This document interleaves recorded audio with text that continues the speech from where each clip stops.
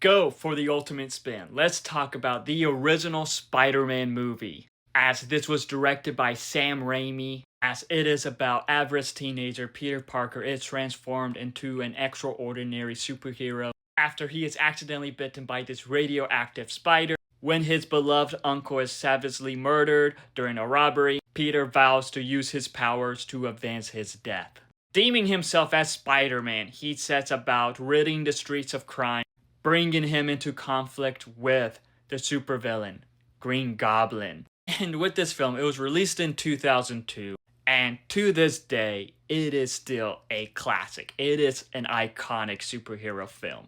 As with this film, we do get Tobey Maguire in the main role as Peter Parker Spider-Man, and he is iconic in the role. I grew up watching his version of Spider-Man, so of course when rewatching this film, it just brings back a lot of nostalgia for his version of the character. His version of the character is unique. This was the version of the character a lot of us grew up on. A lot of our introductions to the character and just how Tobey Maguire played the character was as Peter, as Spider-Man, was just amazing. And also with this film, we do get Willem Dafoe as Norman Osborn, the Green Goblin. And I got to say, he is probably the best villain out of superhero films. The Green Goblin is just a menace, and just how Willem Dafoe played him was just amazing. He is honestly just one of the best castings in the film, because he nails the role of the Green Goblin. But also with this, we do get Kirsten Dunst as Mary Jane Watson, James Franco as Harry Osborn,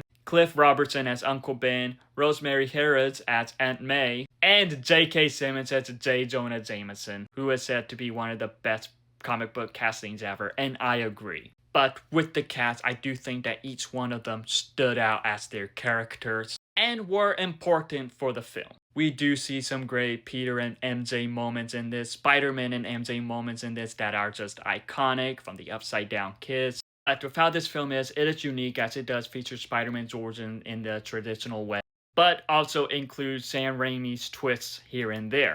And of course, with it being Sam Raimi, it does have a little bit of horror campy elements in this, and it worked. I remember as a kid watching it, the one scene of Green Goblin getting Spider-Man and flying off, that scared me. I have very little memory of watching this in theaters, but I remember being a bit scared during that scene.